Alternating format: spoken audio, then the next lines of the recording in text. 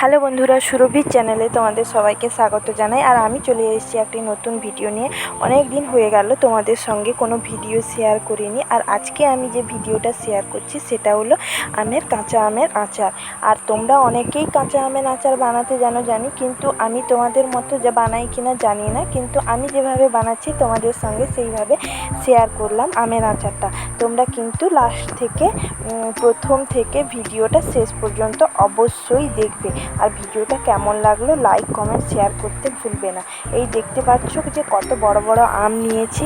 আর এই আমগুলোকে আমি সবার প্রথমে কি করছি না, ভালো করে কেটে তারপর ওর খোসাগুলোকে ছাড়িয়ে তারপর আমি কি করছি, ভালোভাবে ধুয়ে নিয়েছি।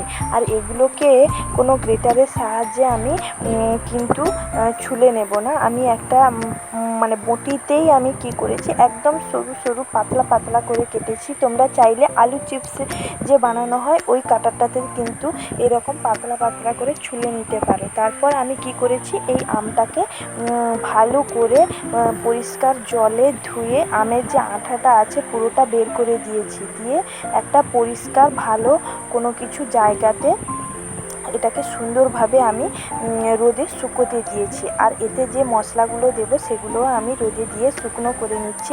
যেহেতু কাঁচা আমের আচার হবে তার জন্য সব মশলাগুলোই কিন্তু আমি কাঁচাই দেবো।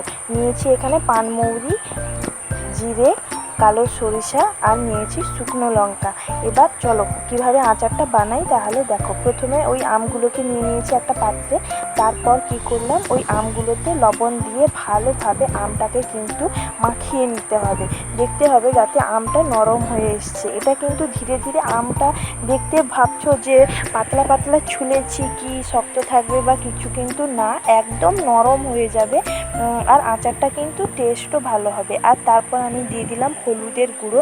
এটা দিয়ে ভালোভাবে মাখাতে হবে। আমি কিন্তু সবগুলো উপকরণ একটা একটা করে দিচ্ছি আর কিন্তু ভালোভাবে মাখিয়ে নিচ্ছি। তারপর জিরে গুঁড়ো, পানমৌরি গুঁড়ো, শুকনো লঙ্কার গুঁড়ো, তারপর তোমার কালো সরিষা, এগুলোকে কিন্তু সবগুলো দিয়ে ভালোভাবে মাখিয়ে নিচ্ছি। যতক্ষণ না ভালোভাবে একটু মাখিয়ে মিশে যাচ্ছে সব কিছু মশলাগুলো আমের সঙ্গে, ততক্ষণ কিন্তু এইভাবে ভালোভাবে আমি মাখিয়ে নিচ্ছি।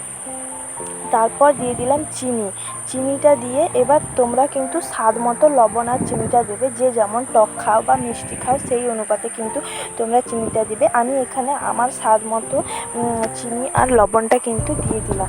এবার দিয়ে দিচ্ছি আমি সরিষার তেল।